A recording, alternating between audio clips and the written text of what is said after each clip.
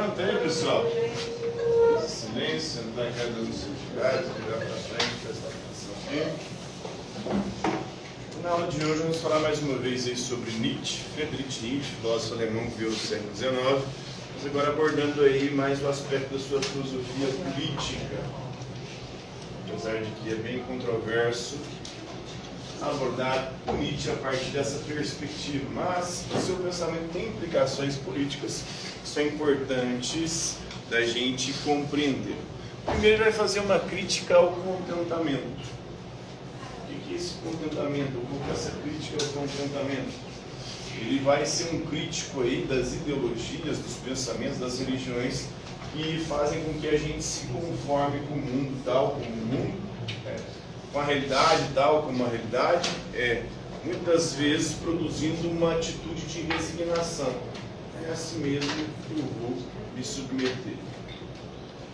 Ele vai fazer uma crítica aí principalmente à cultura ocidental, cultura que vem desde os gregos, a partir de Sócrates, porque antes de Sócrates ele percebia a filosofia, o pensamento grego como um pensamento extremamente criativo, que satisfazia a nossa vontade de potência, porque ali, nessa perspectiva anterior a Sócrates, o homem era exaltado em todas as suas potencialidades e todas as suas características.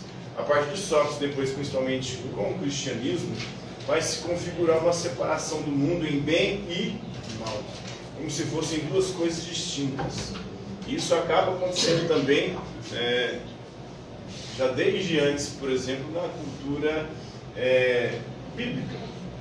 O Deus do Antigo Testamento, ele começa sendo um Deus que produz tanto o bem quanto o mal.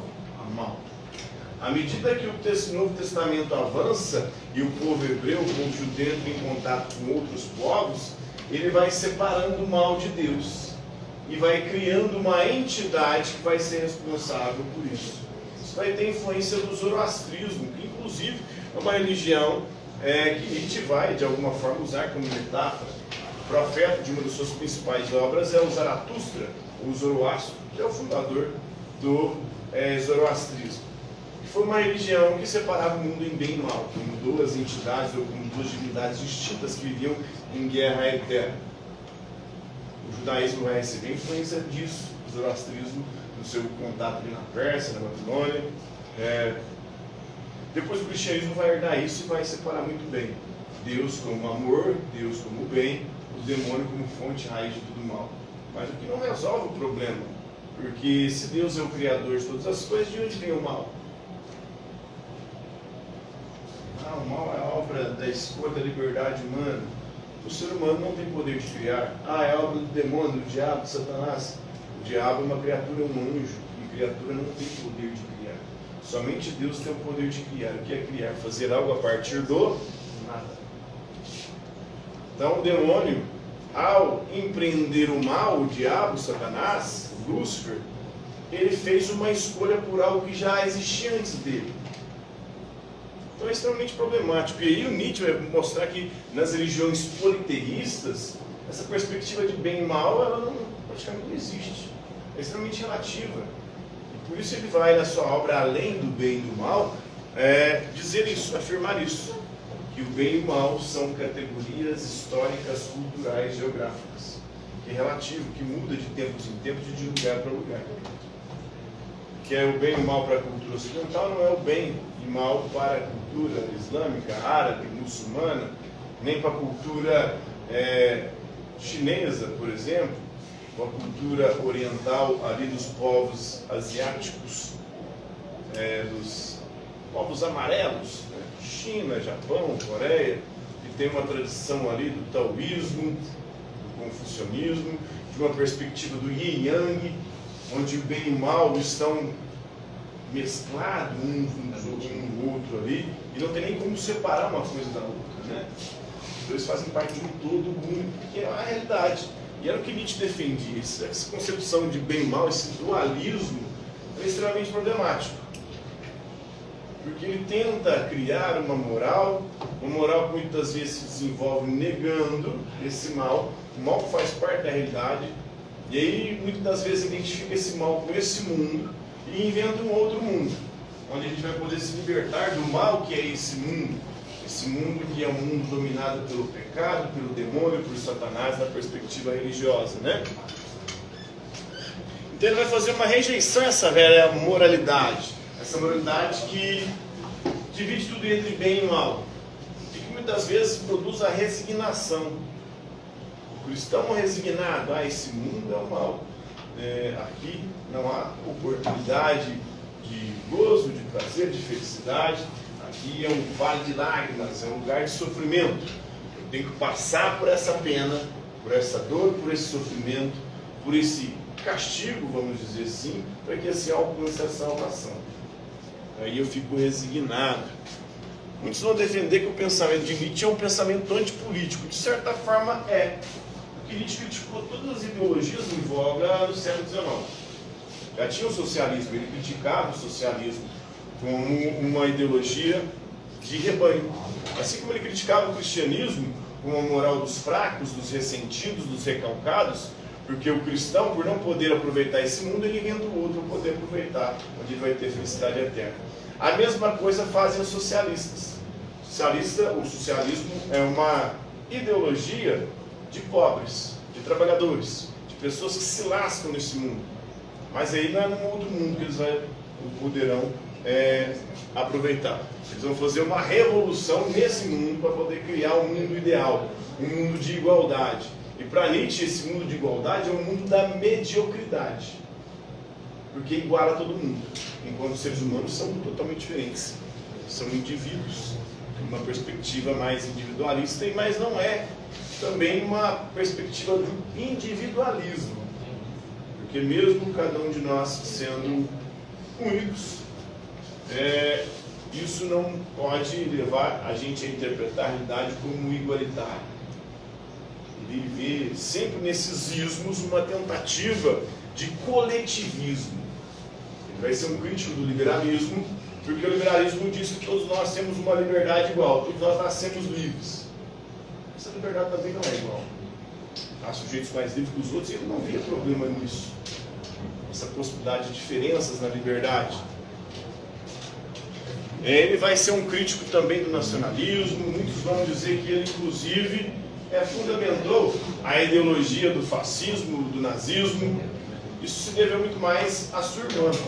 A irmã dele, depois que ele morre, organiza as obras dele. A irmã dele vinha de movimentos românticos, de nacionalistas alemães, e vai ter muita influência na interpretação posterior de Nietzsche, porque ela vai orientar a interpretação no sentido nacionalista. Depois ajuda a fundamentar esses movimentos. Mas Nietzsche morre em 1900, tem a Primeira Guerra Mundial, de 1914 a 1918. Esses movimentos românticos nacionalistas ajudaram a desenvolver, a fazer acontecer a Primeira Guerra Mundial, e depois vão alimentar também um sentimento de revanche pós Primeira Guerra Mundial, de 1914 a 1918.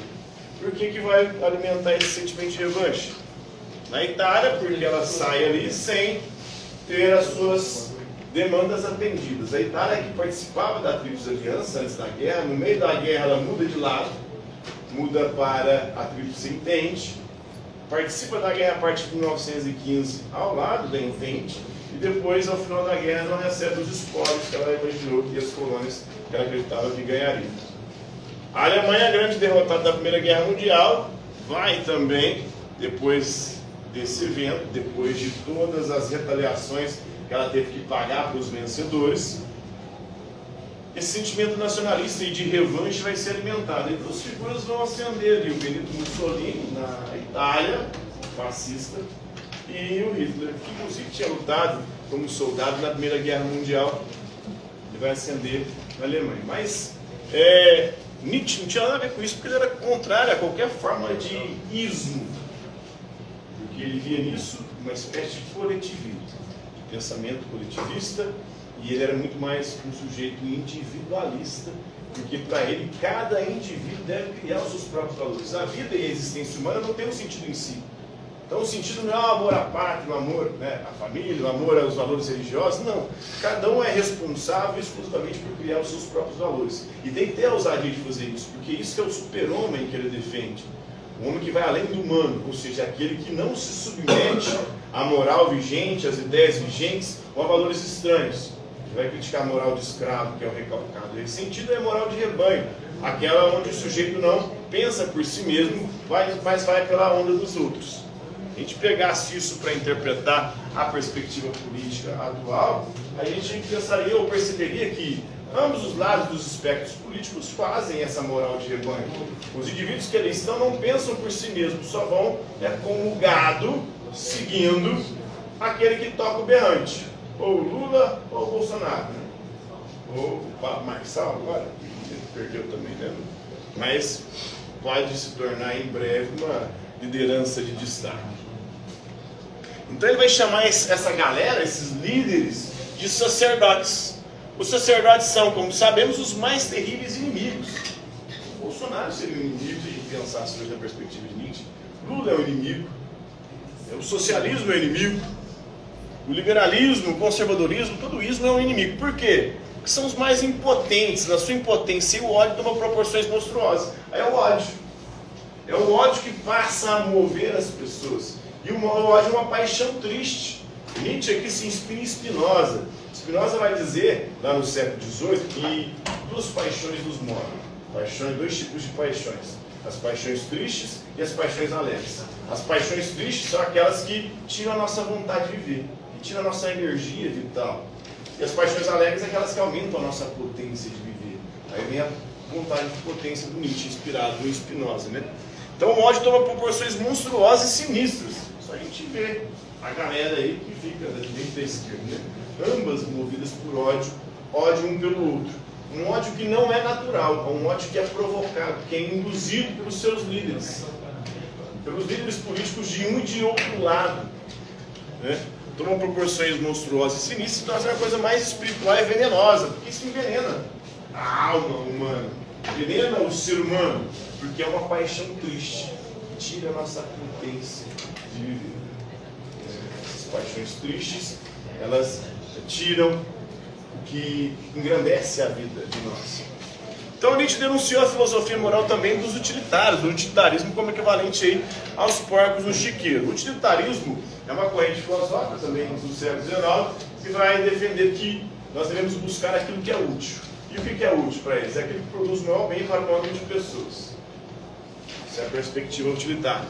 Nietzsche vai criticar, vai dizer que são porcos no chiqueiro porque são passivos. Os porcos, né, ignorantes, preguiçosos, né, e preocupados apenas com o seu próprio contentamento, o porco, né. Depois, na Revolução dos Bichos, George Orwell vai usar o porco também nessa mesma perspectiva. Então Nietzsche criticou aí a substituição das virtudes afirmativas da vida pelas virtudes negadoras da vida. O ódio é uma virtude negadora da vida, né? E outras virtudes, como as virtudes cristãs, da humildade, da resignação, da conformidade com essa realidade, muitas das vezes, né?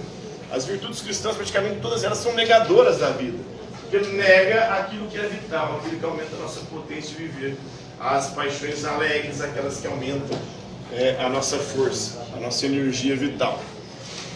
Então, negadoras da vida, uma mudança histórica em que ele imputou o desenvolvimento das religiões monoteístas. Por quê?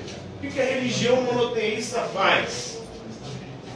A religião monoteísta, por ser mono, ela vai tentar resumir tudo no um. E como não dá para resumir tudo num sem gerar uma contradição, ela cria um outro inimigo desse um. Esse outro inimigo desse um é responsável só pela parte supostamente mal. Se fosse tudo englobado no um bem e o mal, tudo bem. Como era no próprio judaísmo, antes dessa separação de Deus, o diabo e o demônio. Antes Deus era aquele que fazia o bem e o mal. Ele tanto era responsável pelas coisas boas que aconteciam pelo povo, quanto pelas coisas ruins, que era castigo divino. Deus fazia o mal ali, mais uma perspectiva educativa. As religiões politeístas, você vê os deuses todos eles ambíguos. Zeus, ao mesmo tempo que era o rei, o bambambam da mitologia grega, ele era o mais baixo de todos os deuses.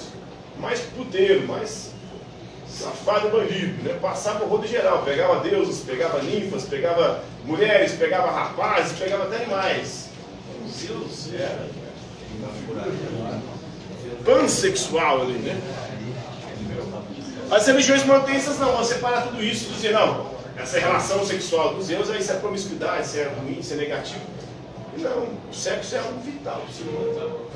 O Nietzsche vai falar. Então, na antiguidade, as qualidades do leão, a força, a vitalidade, o poder, eram as virtudes mais celebradas. Mas aí as religiões monoteístas mudaram isso, né?